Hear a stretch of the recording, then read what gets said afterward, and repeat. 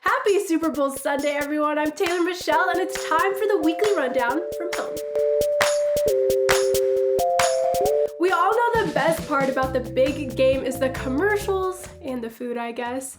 But I want to make point of some of the commercials that, in my eyes, were worth a mention. Working 5 to 9, you've got passion and a vision, 'cause it's hustling time, a whole new way to make a living. Dolly Parton was back working 9 to 5, but with a twist. Instead, the country music legend is working 5 to 9, celebrating those working side hustles. Oh, and we had the ever so catchy Ugly Face ad. Ugly face, the ugly face, the ugly face. Now let me see you make the ugly face. But to me, this show was really stolen by Mila Ashton and Shaggy. Did you steal my Cheetos again? Just tell him it wasn't you. But I caught you at the counter. Wasn't me. Saw you snacking on the sofa. Wasn't me. You even had him in the shower. It wasn't me. Now, the commercials are always great, but did the game itself make you just want to scream? Well, a New York City teacher is helping you do just that with a new hotline. Adam Harding is introducing us to the creator of Just Scream, Baby. If only life could stay this peaceful.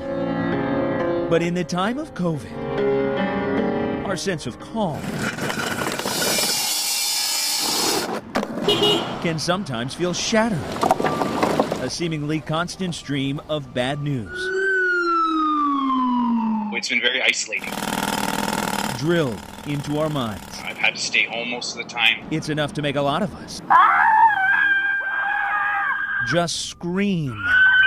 It gives you a really good release. And Brooklyn teacher Chris Gomar wants to hear them all. I was thinking, what would people really respond to? Pandemic was in full swing and so on, and I thought screaming. So he launched a website and a phone number. Welcome. This is Just Scream, Baby. Inviting anyone and everyone to let out their frustrations. It's such a strange idea. Call in and scream, and it just took off like wildfire. It's been approximately 65,000 screens. 65,000! If it takes off, I think within the realm of 100,000, give or take. You're getting phone calls from all over the world? From all over the world. I mean, in the first couple weeks of the project, it really took off in Russia and Italy. As the virus kept spreading, I think I woke up and it was actually a really good start to my day. Just letting out a big scream. the number of calls kept growing. It was all that I could give. A solid 7-second, shrill, terrifying scream. And it felt good. It felt great. Each with their own unique story. Afterward, I felt really good, really fulfilled, and like I was going to be heard. The project giving us a snapshot into the struggles we're all going through together. You think your project is helping a lot of people? I think it's helping some people. For Golmar, it started as a unique idea that wound up bringing strangers together. What do you think it was about this project that just resonated with so many? It feels easy, I think. I mean, scream into the phone. Like there's a sort of it's a little bit tongue-in-cheek. I had no clue that it would become such a big thing. He knows someday the screams will stop and the calm will return. Until then, he'll keep listening. In Brooklyn, I'm Adam Harding, News 4 New York. I honestly don't even know what to say about that. Would you call it? Do you know someone that would call it? Let me know on Instagram. Now, the next celebratory day after Super Bowl is Valentine's Day, and Chick-fil-A is hoping that your love language is fried chicken. The fast food chain is offering to package select menu items in heart-shaped trays. You can select chicken minis, nuggets, cookies, or brownies to go inside of these cute little trays, and they will be available at participating restaurants through Saturday, February 13th. Now, we don't have a Chick-fil-A here in the Coachella Valley, but I mean, why not take a drive? We don't got anything else to do. And if you're gonna do that, just remember I like chicken minis too. So while you might be planning lots of dates for Valentine's Day, that's not the only date you should be planning special events with your significant other. And an author, Dana Lamb, has made that a bit easier. She's joining me now. Hi, Dana. Hi there, Taylor. So we have the Surprise Date Challenge, and we now have a home edition. Talk to us a little bit about your books, how you came up with them, and what they're all about. Oh, sure. This actually, my life and business partner, Marty, it was originally all his idea. He's a romantic, and 1 month into dating, he said, I have this idea that we should plan surprise dates for each other every month. And of course I said, absolutely, that sounds wonderful. So this is just something we have done for years. And I realized that it is something that could help other couples as well. And in 2019, we came out with our first book, which was really all about how do you plan a surprise date and why is it important? And then with 2020 being such a crazy year, we thought people need some things to do at home. So we created the home edition, which we have right here. I have a copy myself. I've looked through it. I love it. Now, what would you say is your favorite date in here? Ooh, that's there's so many great dates. It depends on what you're in the mood for. One of my favorite is the kindness rocks. And that's something you could even do with your kids, you could do with a girlfriend, but it's just such a positive thing. And I think especially with everything that's gone on in the past year, to just get some stones and put positive messages on them and then go outside and leave them in your neighborhood for your neighbors to find. And maybe someone could be having a bad day or they're depressed or down, and your little rock they found was exactly what they needed to pick them back up again. Yeah, it's great. And I like that you point that out, because when we were first talking about this, I was like, you know what? I love the idea, but I'm not going on any dates right now. I don't have anyone to date. And your first thing was, well, you don't need anyone. You could do this with anyone. Grab your best friend, grab your sibling, grab your parents. You can do it with anyone. Yes. Or date yourself, right? We need to definitely spend time and intention on nurturing our own souls as well. Yeah, awesome.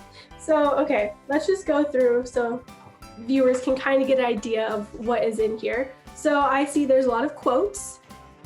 Yes, try to have some positive quotes in there. Nice pictures, kind of support things. For the dates we have chalk paint, dark dining, create space, keep the flame burning, fiesta. Fiesta's the one that caught me. Yes. Solve a mystery, visit a museum, so much more you could do in here. Right. And there's also, if you notice, there's a QR code and a secret website. So when you get the book, we want you to, there's only so much that we can put in the book. And also we wanted it to be evergreen. So now you can go to the website, and for each of the dates, there's a Spotify playlist. So you have cool music for your date, as well as links and resources to things that you can download, recipes, all kinds of fun little things. So we want to make it so easy so you have no excuses. We want to make sure that every month you're planning a surprise date, whether it's to date yourself, to date your partner, your kids, whatever it may be. Perfect. Well, I love it. Definitely need to start checking some of these off. So if people want to find this, where can they find it? It's at surprisedatechallenge.com is our website, and we have a lot of resources there with date ideas and blogs that are free and available, as well as an inspiration kit people can download. And the book is available there, but it's also available at all major retailers, Barnes & Noble, of course, and Amazon as well. So you can prime it. You could get it right before Valentine's Day. Yes, for sure. Perfect. Well, thank you, Dana. Is there anything else you would want to add?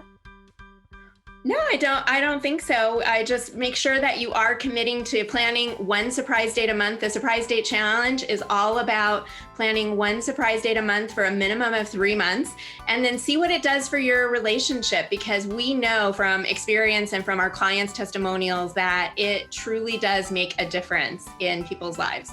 Oh, thank you, Dana. And I'll say it again, there are some pretty cool ideas in here, guys, so definitely go check it out if you're interested. But also almost always a good idea for Valentine's Day, chocolate.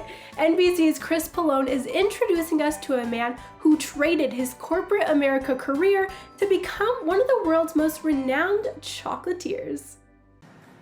After earning a degree in chemistry and then spending a decade in big business, Memphis's Philip Ashley Ricks had an epiphany. 3 o'clock in the morning one day, I said I'm gonna be a chocolatier for the rest of my life, and proceeded to spend the next 3 years, roughly, give or take, teaching myself everything about chocolates. Drawing inspiration from his family, which loved to cook, Philip Ashley Chocolates was born.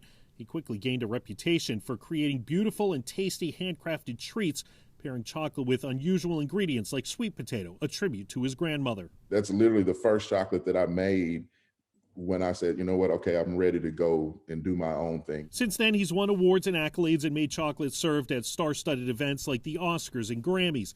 And while many businesses are struggling during the pandemic, it turns out many people are turning to comfort foods like chocolate to cope during this difficult time. You know, people want something to connect with when other things are not so connected or going well. Now, in time for Valentine's Day, Kentucky's Woodford Reserve Distillery has asked Chef Philip to create chocolates to be paired with its double-oaked bourbon. You know, for companies like Woodford Reserve to give us a shout and work with us in a time like this, it's been huge. So Chef Philip says cooking with chocolate and experimenting with different pairings is a great family activity. After all, it's kept him connected to his. The main thing that I always try to tell people is be fearless in the kitchen, you know. Chef Philip Ashley Ricks making his dreams come true while providing moments of decadence for the rest of us. Pretty neat, huh? For more information on Chef Philip, you can visit philipashleychocolates.com. Award season is officially underway, although a bit belated in Hollywood, and the Golden Globe nominations for Best TV and Film of the Year were announced this week. Mark Barger has some information on some of those top categories. The organ grinder's monkey. Mank came out on top at this morning's Golden Globe nominations. The film about legendary screenwriter Herman J. Mankiewicz is up for 6 awards, including Best Drama and Gary Oldman, Best Actor. The Best Drama competition includes The Trial of the Chicago 7, The Father with Anthony Hopkins up for Best Actor, Promising Young Woman with Best Actress nominee Carey Mulligan, and Nomadland, where Frances McDormand's also up for Best Actress. After being the toast of Broadway, the film version of Hamilton is nominated for Best Film Musical or Comedy, with Lin-Manuel Miranda up for Best Actor. Hamilton's competition includes the star-laden musical The Prom, Borat, the subsequent movie film, the romance Palm Springs, and music, written and directed by singer-songwriter Sia. Star Wars spin-off The Mandalorian is in the chase for Best TV Drama. Its rivals include sci-fi epic Lovecraft Country and a trio of Netflix series, Ozark, Ratched, and The Crown. 2 popular series not in the mix were Bridgerton and The Queen's Gambit. Thank you for having us. John, no. After sweeping the Emmys, Schitt's Creek is up for the Golden Globe as Best TV Musical or Comedy. Other contenders include Apple TV Plus's Ted Lasso, Hulu's The Great, HBO Max's The Flight Attendant, as well as Netflix's Emily in Paris. The Globes will be handed out on NBC February 28th. I always love watching the Golden Globes, so I'm definitely looking forward to that. And I think it's been pretty obvious that Mandalorian was quite a talker this past year. I mean, it's even nominated for some Globes, and a SoCal man is taking his fandom to the next level, and you're going to meet him after the break. Stay tuned, I'll see you in 2 minutes.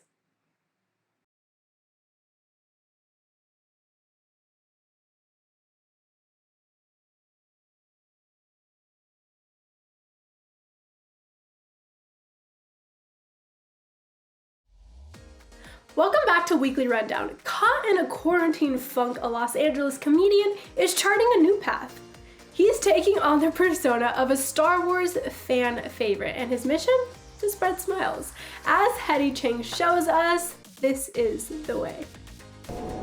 Those who have spotted him can't wait for him to zoom by again. We've spotted the Mandalorian going down Ventura Boulevard. On his skateboard, he travels at the speed of traffic. Goes 30 miles an hour. This masked Mandalorian, like the Star Wars character, is on a mission of sorts. Only this man-child, as he calls himself, is armed with his sense of humor. I'll just ride right behind traffic with everybody. Police officers think it's hysterical. I've been pulled over once, and I was like, he goes, why do you think you can just go through a red light? And I went, space pirate. There's nothing you can do but laugh.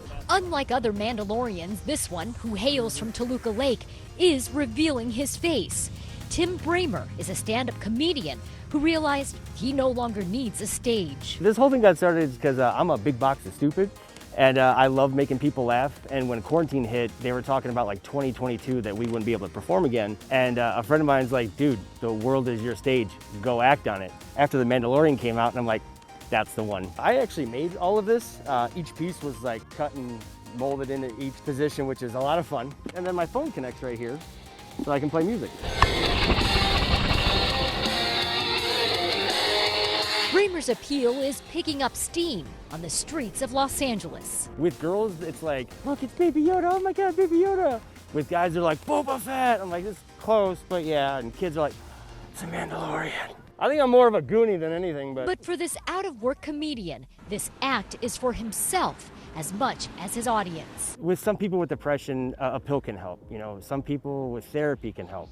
With me, this is my therapy. And when Bramer realized he is also helping to spread happiness... All right, man. Thank you, bro. As long as they're smiling as I zoom by, that is all I care about.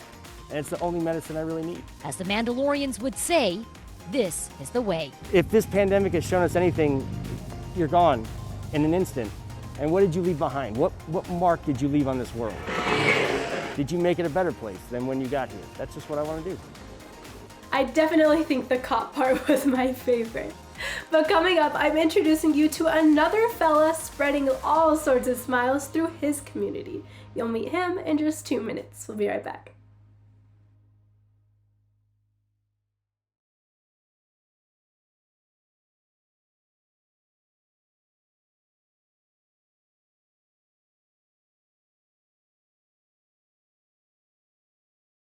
Welcome back to Weekly Rundown. We've all had to get pretty creative this past year, including musicians. Christelle Kumwe is introducing us to a performer who's taking his talents to the streets, literally. I go by Shoehorn.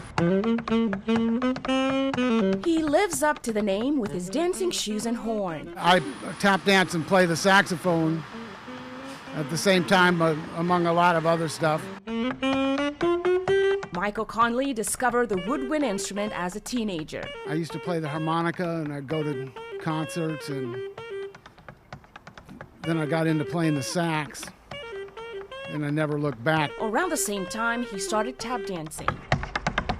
And he's now been at it for 42 years. His musical talents have taken him beyond Portland, all over the world, places like Japan and Russia, performing at festivals, in pubs, and private events. But the pandemic has put an end to all those gigs. A lot of us don't have any other way to make a living. And, there's no going back for me. Like, I'm committed to this for the long haul. So he's found a new stage on the streets of Portland. This is the only gig right now. Sometimes busking is looked down upon by people, but it's a new reality. A new reality he finds empowering. It's a new era, so it's kind of an empowering thing to just go out and find your audience. And there's an audience out there. Many are missing the thrill of live music. We were just watching this amazing man play saxophone and tap dance and just perform for us. Isabella and Dorothy were driving through the neighborhood. Hearing the tunes put their trip on pause. Shut off my radio and rolled down my window to listen to him in my car, and we just parked over there and walked over here because it was just a lot better than what we're playing in the car because it's live, you know? The much appreciated tips help Shoehorn get by during these challenging times. And there's another payoff, performing again and feeling the appreciation of an audience. To me, music is my life, so that's what it is for me. And I like to share that with people. Now, if that didn't get your head bobbing, you're crazy. Okay, just kidding. Kidding, not kidding. If you want to learn more about him or support him, you can visit shoehornmusic.com. And after the break, we're introducing you to this week's Essential Employee of the Week, and this is a really cool one. Stick around.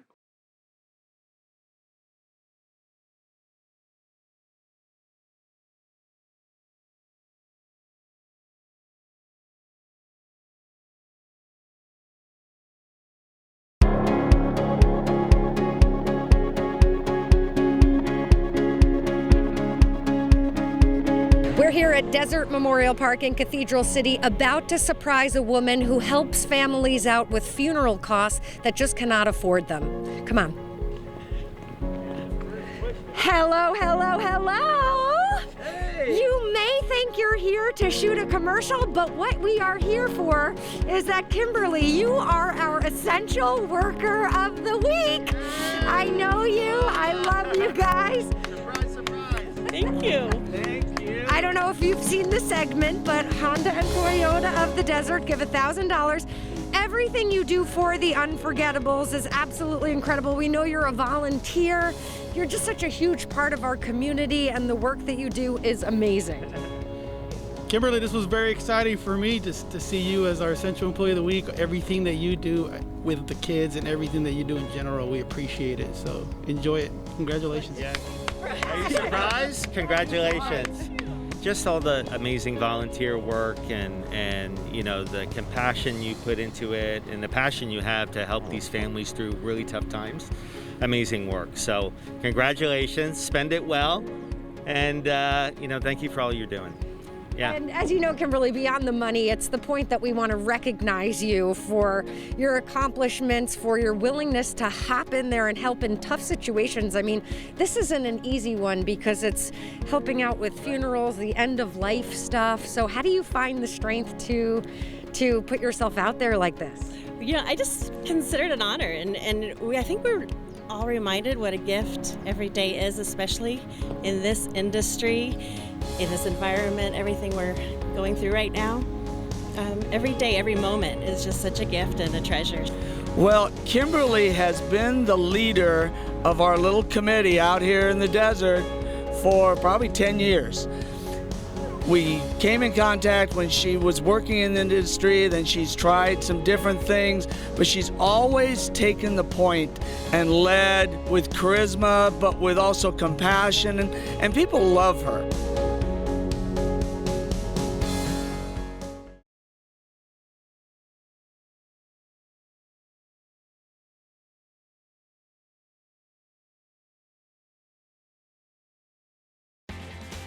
That's all I have for you today, but remember to connect with me on Instagram at NBC Weekly. I'll see y'all next week.